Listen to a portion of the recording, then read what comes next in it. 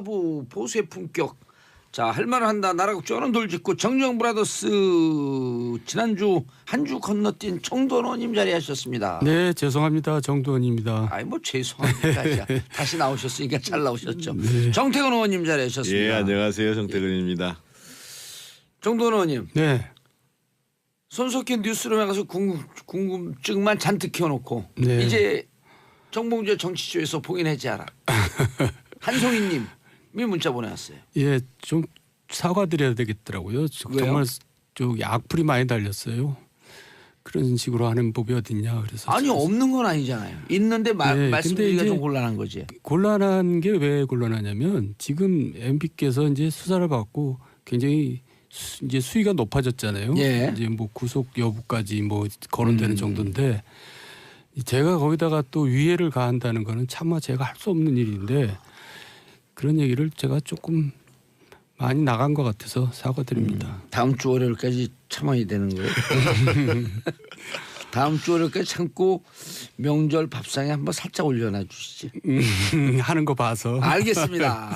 자, 9866님 친정엄마랑 아들 태우러 갑니다. 조금 있다가 3대 같이 들을 거예요. 지금처럼 쭉 시원하게 진행해 주세요. 자, 미래당, 민평당, 창당. 야, 이거 진짜 의석 계산하기 복잡해요. 몇 석이 되는 건지 어떻게 일단 민평당은 6일 창당하고 미래당 13일? 그러니까 절묘한 표가 돼버렸는데 정태근 의원이 한번 설명해 주시죠.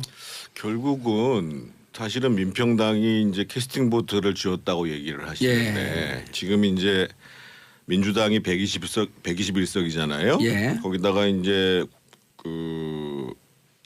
지금 민평당에서 현재 확정적인 게 16석. 예. 그리고 이제 지금 이제 미래당의 당적을 갖게 되지만 가기하고 같이 못하겠다고 하는 비례대표가 3명. 3명. 그리고 정의당 6, 뭐 민중당 하나, 그다음에 예. 정세균 의장까지 해봤자 148석이거든요. 예. 근데 지금 현재 의결 정족수 딱 과반만 되는 거예요. 예. 정확히 과반이에요. 그렇죠. 296명이죠. 그러니까 실제로 의결권을 행사할 수 있는 사람이 296명이에요. 예. 그렇게 되면은 지금 이제 294명이에요. 2명이 수감돼 있기 때문에. 그걸 포함해가지고 그렇습니다. 296석이요. 예. 그래서 결국은 그렇게 되면 캐스팅 보드를 흔들기가 어렵습니다. 왜냐하면 그래도 한 몇 석 정도 여유가 있어야지 저쪽에서 동의하지 않더라도 뭐 밀어붙인다든지 예. 표결에 들어간다는데 그래서 결국은 지금 캐스팅 보드는 누가 졌냐? 미래당이 지게 된 거예요. 그게 29석이든 30석이든지 간에. 그러니까 미래당이 동의해주면 여당 정부 여당이 사실은 끌고 갈 수 있는 거고. 그래서 예. 제가 보기에는 이번 임시국회 때 처리할 수 있는 게 별로 없을 것 같아요. 합의되지 않고서는. 그러니까 처음에는 제가 안철수 대표가 왜 저렇게 의석수에 집착할까. 왜 합의위원을 안 해줄까? 네.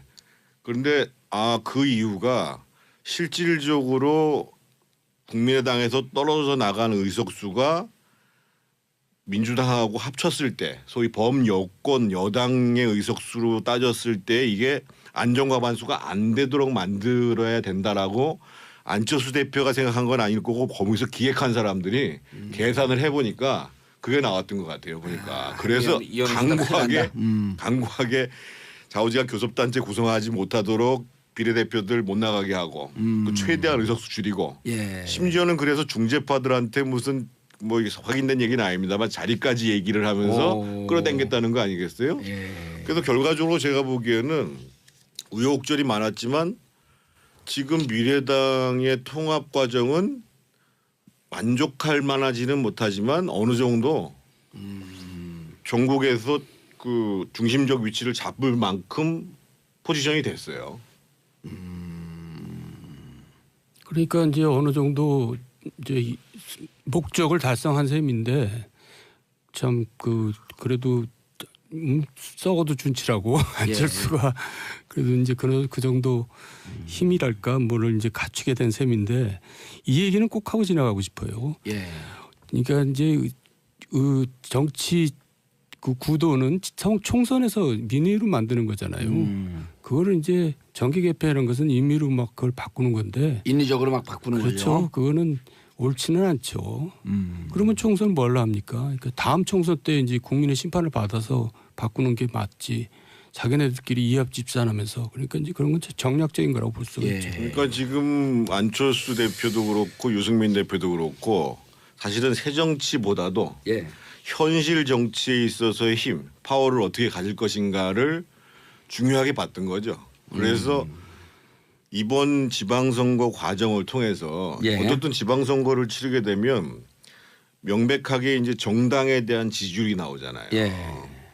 근데 지난번 예를 들면 그 대선 때 작년 대선 때는 문재인, 홍준표, 안철수, 예. 유승민 이런 예. 순서로 나왔단 말이에요. 그때 이제 홍준표 대표가 24% 정도 얻었고 그리고 이제 안철수 대표가 21% 정도 얻었고 예. 유승민 8% 얻었단 말이죠. 근데 그 전에 20대 총선이 있었죠. 2016년에. 그 당시에는 정당 투표율에 있어서요. 자유한국당이 물론 그 당시에 새누리당이 1등을 하긴 했습니다만 예. 전국적으로 따져도 국민의당이 2등을 했습니다. 민주당이 3등을 하고요. 의석수야 뭐 훨씬 차이가 많이 났습니다만. 그렇죠. 정당표에서 그럼요. 네. 그러니까 아마 이번에 전국적 선거를 하니까 지금 사실 봐서는 지금 자유한국당의 득표인이 없잖아요. 뭐 조금 전에 그 추박장에서도 얘기했습니다만 우리 홍준표 대표님께서 좀 이해하기 어려운 정치적 행동들을 많이 하신단 말이에요. MBN하고도 한번 전쟁 그러니까 말이에요. 불사 선언을 하고. 뭐 그거 말고도 많죠. 예. 그거 말고도 무수히 지금 이제 이상한 이슈들을 만들어내는데 그런데다가 지금 벌써 오늘 지금 아까 최박장에서도 나왔습니다. 그 뉴스에서도 나왔습니다만 이제 강원랜드 비리 사건 무마하기 위한 수사 또 진행되고 예. 어제 그 검사 담당 검사가 폭로하고 그랬잖아요. 그렇죠. 그래서 오히려 보면 자유한국당은 악재가 더 많을 가능성이 있고 기본적으로 새로 만들어지는 미래당 입장에서 보면 호재가 많을 수가 있고 그렇게 되면은 아 이번 정당 그 제복 그러니까 그 지방선거에서 정당 투표를 확실히 앞선다라는 것만 보여줄 수 있으면 실제로 중도에서 자유한국당보다도. 예, 중도에서 우쪽에 있는 사람들 중에 아 문재인 정부를 견제하려고 하는 사람들을 땡길 수 있다는 거죠. 아하.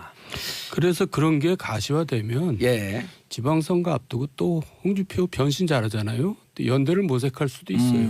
미래당하고. 예, 실제로 서울시장 이제 후보로 안철수가 이제 거의 확정된 것 같은데 자유한국당은 후보가 없거든요.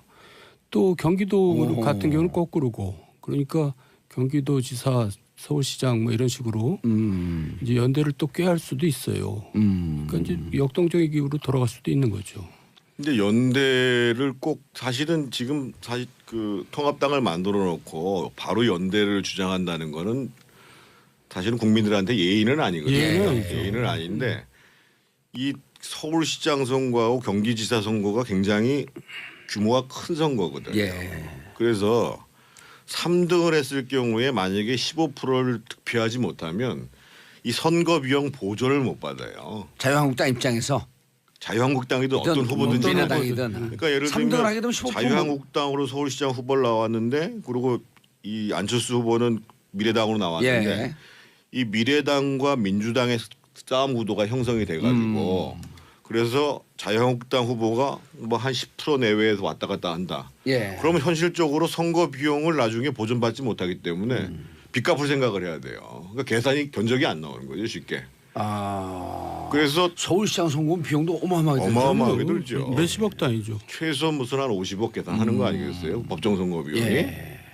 그래서 경기도나 서울 같은 경우에는 예. 연대를 하지 않아도 사실상의 1대1 구도가 형성이 될 가능성이 많고 인천 같은 경우는 다르겠지요. 예. 예. 그래서 아마 제가 보기엔 성급하게 연대 얘기를 꺼내지는 않을 거고 실제로 이제 어차피 지방선거 후보 등록이 지금 5월 24일이니까 아직까지 예. 시간이 상당히 예. 있는 거거든요. 그러니까 각종 여론조사가 진행되면서 민주당 여당 후보를 상대할 야권의 대표 주자가 누가 될 것이냐라는 것들을 각 지역마다 그 후보의 경쟁력을 더해가지고 그 1대1 구도를 만드는 과정들을 예. 주력하겠죠. 알겠습니다. 구교육님, 정태근 의원님 목소리 카리스마 철철 넘치심. 인물도 좋아요. 하하. 5908님 경기도민 중 한 명입니다. 미래당과 민평당은 누가 경기도지사 후보 나올까요? 더민주 경선 어찌 보시나요? 자 민평당 얘기도 좀 하셔야죠. 정도원 의원님. 글쎄 어떤 얘기를 해야 될까요? 너무 이제 원내교섭단체를 만드냐 안 만드냐라고 하는 것이 관점이었잖아요. 교섭단체가 되면 의미가 있는데 예. 그렇지 않기 때문에 이제 상당히 곤란한 지경에 빠져 있죠. 근데 지금 다 계산해봐도 안 되고 있어요. 맥시멈으로 해도 19석이거든요. 예. 그러니까 역부족이죠. 그러니까 앞으로 그 원구성 문제나 국회의장 뭐 문제나 또 당비 이제 국고보조 받는 문제나 이런 문제에 있어서 굉장히 곤란하게 지금 되어버렸죠. 그런데 이제 아까 정태근 의원님 말씀하셨듯이 민주당과 정의당 등등 포함하게 되면 129석쯤 나와요. 그리고 이쪽이 19석쯤 되면 그래봐야 148석. 그거 갖고는 캐스팅 보트가 안 된다 이런 얘기인 그렇죠. 거죠. 근데 일단 먼저 지적하고 싶은 거는요. 뭐 지금 이제 대표 후보로 거론되고 있는 뭐 김경진 아니 이용주 의원 같은 경우가 뭐 초선에서 지금 대표를 물망 세운다고 그러잖아요. 캐스팅 보드를 쥐게 된다. 17석이 확보되면 캐스팅 보드를 쥐게 된다. 저는 그렇게 되면 사람들이 캐스팅 보드가 아니라 저분들은 여권에 지지를 하려고 그랬구나라는 이미지를 갖게 되거든요. 맞습니다. 처음부터 우리는 원래 가려고 했던 국민의당의 길을 가겠다. 예. 협조할 거는 협조하겠지만 분명히 견제하는 역할을 하겠다. 예. 그래서 그렇게 이제 중도에서 실질적인 정치를 풀어가겠다 이렇게 얘기를 해야 되는데 예. 사람들이 이전에 예측했던 것처럼 저분들은 사실은 민주당 가고 싶어 하는데 안 받아줘가지고 못 가는 분들 아니냐. 예. 이중대가 돼버린 꼴이죠. 그러니까요. 스스로가 저는 정치적으로는 굉장히 세련되지 못한 발언이라고 생각하거든요. 그래서 솔직한 거죠. 그 홍준표 얘기 아까 많이 나왔던데 이 얘기가 빠졌던 것 같아요. 그 김철근 국민의당 대변인이 이제 MBN 사태를 두고 이제 뭐라 그랬냐면 그게 아니라 홍준표 대표가 이제 지금 통합신당이 예. 이제 좀 뜰 것 같으니까 이제 견제 발언한다고 이제 막 비난을 했어요. 그러니까 내부 총질하는 사람들끼리 모여가지고 내부 총질당이라 그랬죠. 네. 그러니까 김철구 국민의당 대변인이 뭐라 그랬냐면 걸레를 물고 말하는 듯한 홍 대표 발언을 언급하고 싶지 않다. 이거 듣고 정말 빵 터졌어요. 진짜 근데 이렇게 심하게 그 워딩들이 가지 않았었잖아요. 그전 아무리 좀 세게 얘기하고 그래도 홍 대표 인식의 문제가 있어요. 조금 전에 최박장에서도 나왔습니다만 지가 자신이 이제 당 대표를 하고 있다고 해서 당 대표를 당하고 일체화시켜서는 곤란하거든요. 그런데 지금 내부 총질이라는 표현을 썼어요. 그런데 지금 현대 정당은 한 정당 내에서 크게 보면 정체성이 같지만 실제로 그 정체성을 실현하는 방법과 관련해서 굉장히 다양한 견해가 존재하는 거거든요. 다양성이 있죠. 그게 존재하지 않으면 죽게 돼 있어요 정당이요. 그러니까 지금 자유한국당이 죽어가고 있는 거거든요. 그런 의미에서 권위적이고 독재적인 그런 사고방식을 갖고 있다는 면에서는 박근혜하고 무슨 차이가 있어요. 또 그런 거 좋아하는 것 같아요. 그리고 실제 이제 지금 원외위원장들 많이 이제 선출하고 있는데 사실 선출이 아니라 이제 자기 사람 당협위원장으로 조직책을 내정했죠. 예, 당협위원장을 받고 있는데 심지어는 기초선거, 구의원 선거에서 5등으로 떨어진 사람이 그 당협위원장으로 이제 왜냐하면 홍준표하고 가깝다는 이유로 굉장히 그럴듯한 사람들도 있는데 그러니까 이 당을 아주 좋은 사람들로 탄탄한 당으로 만들 생각을 하지 않고 자기 그냥 사당으로 만드는 거예요. 그러니까 자기는 지금 이 제1야당 대표로서 그냥 최고의 그 뭔가 행복해 하시는 것 같아요. 너무 행복한 거예요. 그러니까 이제 보수 야당은 죽어가고 있는 거죠. 제가 보기에는 홍준표 대표 때문에 우리 문재인 대통령이 행복하지 않을까요? 그렇죠. 잘 보호해야죠. 알겠습니다.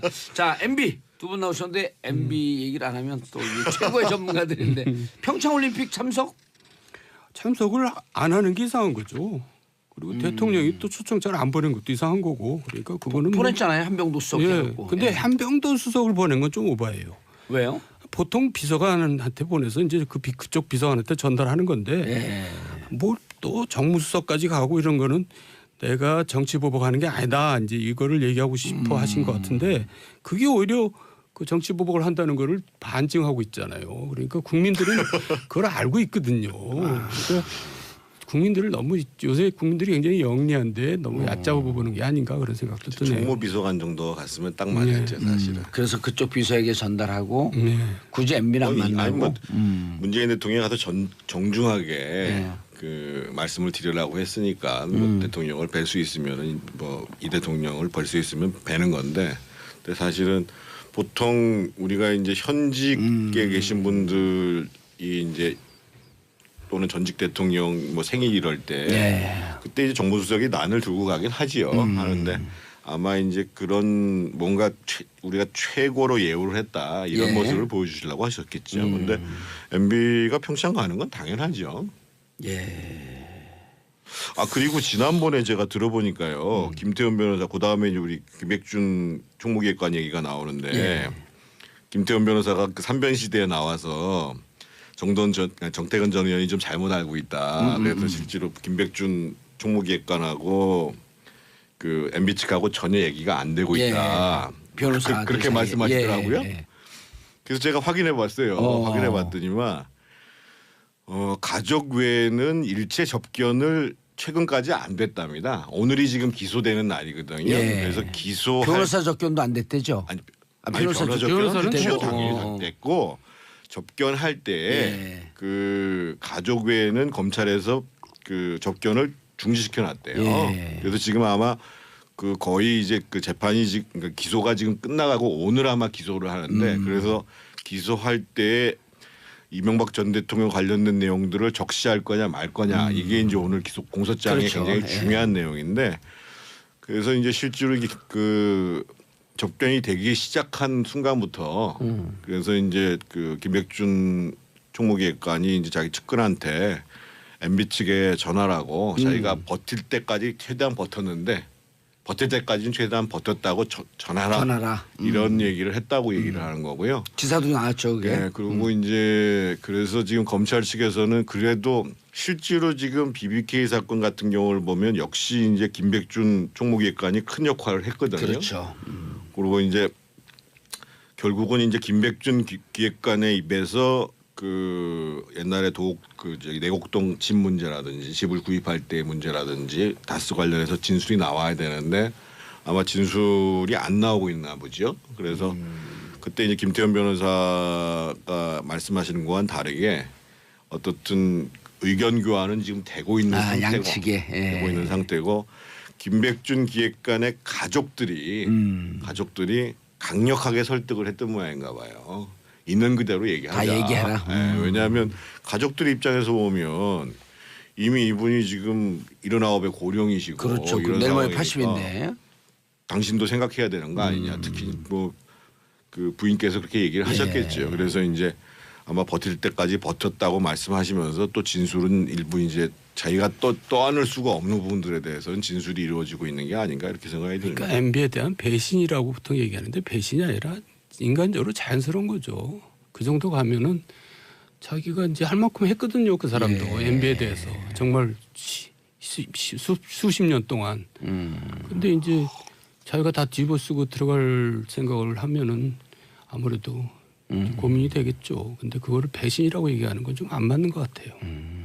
특활비에 대해서는 다 얘기를 했고 다수 관련해서는 말씀을 안 하고 계시다. 뭐 이제 이런 보도도 나오고 있던데. 그건 이제 검찰의 할 몫이죠. 구체적인 걸 들이대야지 이제 얘기를 하든지 말든지 하겠죠. 그러니까 결국은 지난번에 이제 그 140억을 회수하는 과정에 있어서 실제로 누가 영향력을 행사했는가라는 문제가 사실은 그 범죄행위 소명에 굉장히 중요한 문제잖아요. 중요하죠. 그래서 그 문제 관련해서는 지금 얘기를 안 하고 있다라는 얘기죠. 그러니까 이제 청와대에서 개입한 바 없다 이런 입장을 견지하고 있다고 봐야 되겠죠. 알겠습니다. MB 영포 빌딩에서 나온 재임 시절 문건 대통령 기록물법 위반 아닌가? 이거는 뭐 입이 10개라도 할 말이 없죠. 근데 대통령 기록물이기 때문에 돌려줘라. 영장 적시 범위가 아니다. 또 이러고 돌려달라 그랬단 말이에요. 그러니까 이제 보지 말고 돌려달라. 그러니까 일단 위반인 건 인정한 거죠. 아니 MB 측 얘기는 이런 겁니다. 그 영포 빌딩에 서울중앙지검에서 그 2주 만에 다시 압수수색 영장을 청구했을 때는 다스 관련한 것이다. 다스 관련한 자료들을 갖기 위해서 한 건데 예. 지금 현재는 제보에 의한 건지는 모르겠지만 어떻든 지하 2층에 창고가 있으니까 예. 들어가서 열어봤더니만 청와대 문건이 나왔다.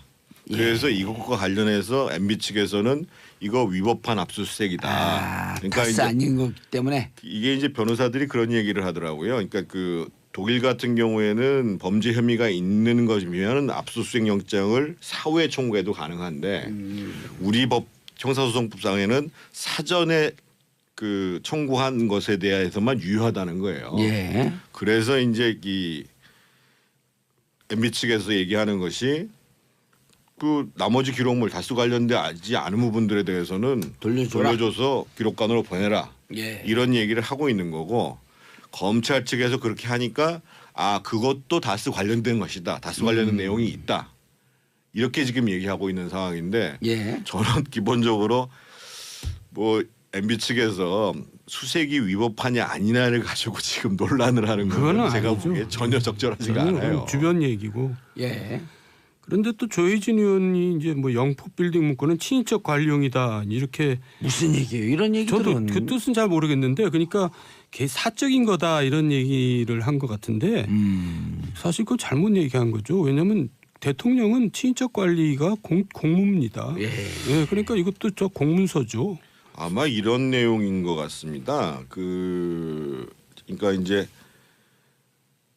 정확한지는 모르겠습니다만 친인척 관리와 관련된 또는 뭐 이 이명박 전 대통령의 이제 개인과 관련된 부분들을 청와대에서 담당하는 게 민정비서관이잖아요. 민정비서관인데 그 신학수 씨가 예. 처음에는 2011년 초에는 총무비서관으로 들어갔다가 예. 그게 여름에 민정비서관이 됩니다. 아하. 그 몇 년도예요? 2011년이요. 그러니까 신학수 씨라면 신학- 다스 직원 하다가 청와대로 들어간 사람이에요. 그러니까 동아시아연구원의 총무부장 하다가 옛날에 다스 직원 하다가 지금 다스 감사로 감사하죠. 있죠. 예. 그래서 제가 보기에는 그 문건을 신학수 씨가 옮겼을 가능성이 있지요. 그리고 동아시아연구원이 옛날에 영포빌딩을 썼지요. 예. 그런데 이제 그런 내용들을 잘 모르고 대충 얘기 나오는 것들을 조혜진 씨가 듣고 얘기를 한 게 아닌가 이런 추론을 제가 해봤어요. 근데 저도 영포 빌딩 자주 다 다녔지만 지하 2층이 있다는 걸 처음 알았어요. 처음 알았어요. 네. 지하 4층까지 있다는데요. 또 제보 그래요? 들어오니까요. 그럼 그 주차장은 있겠죠. 주차장이 얘기했죠. 보통 1층, 2층을 우리가 주로 하고 지하에 가서 밥 먹은 적 있어도 지하 2층은 그러니까 이거는 딱 집어갖고 제보가 들어온 거거든요. 아니 그러니까 검찰은- 이제 둘 중에 하나입니다. 예. 김백준 씨가 얘기했든지 천암댁 얘기했든지 둘 중에 하나를 얘기했는데 그 얘기를 하지 않으면 안 될 상황이었겠죠. 예. 자 시간 없으니까요. 네. 아 얘기 못하네. 음? 예한여만 하시면 될 것 같아요. 당락이 뒤집힐 정도의 사건이 있었다고 정도원이 발언하셨단 말이에요. 이 청와대 나온 문건 중에 그 근거가 있을까요? 그거는 없습니다. 아, 그건 그거는 없어요? 저 후보하고 저하고 개인 두 사람만 아는 얘기지. 알겠습니다. 자 권주영님 안태근 성추행 사건 네이버 실검 1위입니다. 청취자 화이팅. 손가락 아프게 열심히 검색해준 청취자 여러분 감사합니다. 정돈 정태근 두 분 인사하시고요. 네, 수고 많으셨습니다. 평화를 바라는 대한민국 국민 여러분 감사합니다. 땡큐 피스 코리아. 했어요. 그러니까 이제 어느 정도 이제 목적을 달성한 셈인데 참 그래도 썩어도 준치라고 안철수가 그래도 이제 그 정도 힘이랄까 뭐를 이제 갖추게 된 셈인데 이 얘기는 꼭 하고 지나가고 싶어요. 예. 그러니까 이제 그 정치 그 구도는 총선에서 민의로 만드는 거잖아요. 그거를 이제 정기 개폐하는 것은 임의로 막 그걸 바꾸는 건데 인위적으로 막 바꾸는 그렇죠. 거죠. 그거는 옳지는 않죠. 그러면 총선 뭘로 합니까? 그러니까 다음 총선 때 이제 국민의 심판을 받아서 바꾸는 게 맞지. 자기네들끼리 이합 집산하면서 그러니까 이제 그런 건 정략적인 거라고 볼 수가 예. 있죠. 그러니까 지금 안철수 대표도 그렇고 유승민 대표도 그렇고 사실은 새 정치보다도 예. 현실 정치에 있어서의 힘, 파워를 어떻게 가질 것인가를 중요하게 봤던 거죠. 그래서 이번 지방선거 과정을 통해서 예. 어쨌든 지방선거를 치르게 되면 명백하게 이제 정당에 대한 지지율이 나오잖아요. 예. 근데 지난번 예를 들면 그 대선 때 작년 대선 때는 문재인, 홍준표, 안철수, 예. 유수당이 지게 된 거예요. 그게 29석이든 30석이든 간에. 그러니까 미래당이 동의해주면 여당, 정부 여당이 사실은 그 끌고 갈 수 있는 거고. 그래서 예. 제가 보기에는 이번 임시국회 때 처리할 수 있는 게 별로 없을 것 같아요. 합의되지 않고서는. 그러니까 처음에는 제가 안철수 대표가 왜 저렇게 의석수에 집착할까. 왜 합의위원을 안 해줄까? 네. 그런데 그 이유가 실질적으로 국민의당에서 떨어져 나간 의석수가 민주당하고 합쳤을 때 소위 범여권 여당의 의석수로 따졌을 때 이게 안정과 반수가 안 되도록 만들어야 된다라고 안철수 대표가 생각한 건 아닐 거고 거기서 기획한 사람들이 계산을 해보니까 그게 나왔던 것 같아요. 보니까 그래서 강구하게 좌우지간 교섭단체 구성하지 못하도록 비례대표들 못 나가게 하고 그 최대한 의석수 줄이고 예. 심지어는 그래서 중재파들한테 무슨 뭐 확인된 얘기는 아닙니다만 자리까지 얘기를 하면서 끌어당겼다는 거 아니겠어요? 예. 그래서 결과적으로 제가 보기에는 우여곡절이 많았지만 지금 미래당의 통합 과정은 만족할 만하지는 못하지만 어느 정도 전국에서 그 중심적 위치를 잡을 만큼 포지션이 돼. 보수의 품격. 자, 할 말을 한다. 나라 국정은 돌직구 정정 브라더스 지난주 한 주 건너뛴 정도원님 자리하셨습니다. 네, 죄송합니다. 정도원입니다. 아이 뭐 죄송합니다. 다시 나오셨으니까 잘 나오셨죠. 네. 정태근 의원님 자리하셨습니다. 예, 안녕하세요. 정태근입니다. 정도원 의원님. 네, 손석희 뉴스룸에 가서 궁금증만 잔뜩 키워놓고 네. 이제 정봉재 정치쇼에서 봉인해지하라. 한송이님이 문자 보내왔어요. 예, 좀 사과드려야 되겠더라고요. 왜요? 정말 좀 악플이 많이 달렸어요. 그런 식으로 하는 법이 어딨냐 그래서 아니 없는 건 아니잖아요. 있는데 네, 말씀드리기가 근데 좀 이제 곤란한 거지. 곤란한 게 왜 곤란하냐면 지금 MB께서 이제 수사를 받고 굉장히 이제 수위가 높아졌잖아요. 예. 이제 뭐 구속 여부까지 뭐 거론되는 정도인데 제가 거기다가 또 위해를 가한다는 거는 차마 제가 할 수 없는 일인데 그런 얘기를 제가 조금 많이 나간 것 같아서 사과드립니다. 다음 주 월요일까지 참아야 되는 거예요. 다음 주 월요일까지 참고 명절 밥상에 한번 살짝 올려놔 주시지. 하는 거 봐서. 알겠습니다. 자, 9866님 친정엄마랑 아들 태우러 갑니다. 조금 있다가 3대 같이 들을 거예요. 지금처럼 쭉 시원하게 진행해 주세요. 자, 미래당, 민평당, 창당. 국민 이런 예. 순서로 나왔단 말이에요. 그때 이제 홍준표 대표가 24% 정도 얻었고 그리고 이제 안철수 대표가 21% 정도 얻었고 예. 유승민 8% 얻었단 말이죠. 근데 그 전에 20대 총선이 있었죠. 2016년에. 그 당시에는 정당 투표율에 있어서요. 자유한국당이 물론 그 당시에 새누리당이 1등을 하긴 했습니다만 예. 전국적으로 따져도 국민의당이 2등을 했습니다. 민주당이 3등을 하고요. 의석수야 뭐 훨씬 차이가 많이 났습니다. 그렇죠. 정당표에서. 그럼요. 네. 그러니까 아마 이번에 전국적 선거를 하니까 지금 사실 봐서는 지금 자유한국당의 득표인이 없잖아요. 뭐 조금 전에 그 추박장에서도 얘기했습니다만 우리 홍준표 대표님께서 좀 이해하기 어려운 정치적 행동들을 많이 하신단 말이에요. MBN하고도 한번 전쟁 그러니까 말이에요. 불사 선언을 하고. 뭐 그거 말고도 많죠. 예. 그거 말고도 무수히 지금 이제 이상한 이슈들을 만들어내는데 그런데다가 지금 벌써 오늘 지금 아까 최박장에서도 나왔습니다. 그 뉴스에서도 나왔습니다만 이제 강원랜드 비리 사건 무마하기 위한 수사 또 진행되고 예. 어제 그 검사 담당 검사가 폭로하고 그랬잖아요. 그렇죠. 그래서 오히려 보면 자유한국당은 악재가 더 많을 가능성이 있고 기본적으로 새로 만들어지는 미래당 입장에서 보면 호재가 많을 수가 있고 그렇게 되면은 이번 정당 그 제복 그러니까 그 지방 야, 이거 진짜 의석 계산하기 복잡해요. 몇 석이 되는 건지 어떻게 일단 민평당은 6일 창당하고 미래당은 13일? 그러니까 절묘한 표가 돼버렸는데 정태근 의원이 한번 설명해 주시죠. 결국은 사실은 민평당이 이제 캐스팅 보트를 쥐었다고 얘기를 하시는데 지금 이제 민주당이 121석이잖아요. 예. 거기다가 이제 그 지금 민평당에서 현재 확정적인 게 16석.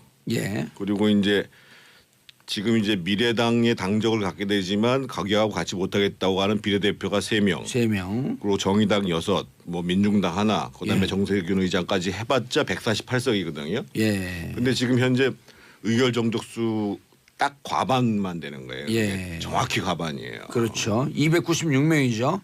그러니까 실제로 의결권을 행사할 수 있는 사람이 296명이에요. 예. 그렇게 되면은 지금 이제 294명이에요. 2명이 수감돼 있기 때문에. 그걸 포함해가지고 그렇습니다. 296석이요. 네. 그래서 결국은 그렇게 되면은 캐스팅 보드를 흔들기가 어렵습니다. 왜냐하면 그래도 한 몇 석 정도 여유가 있어야지 저쪽에서 동의하지 않더라도 뭐 밀어붙인다든지 예. 표결에 들어간다는데 그래서 결국은 지금 캐스팅 보드는 누가 졌냐?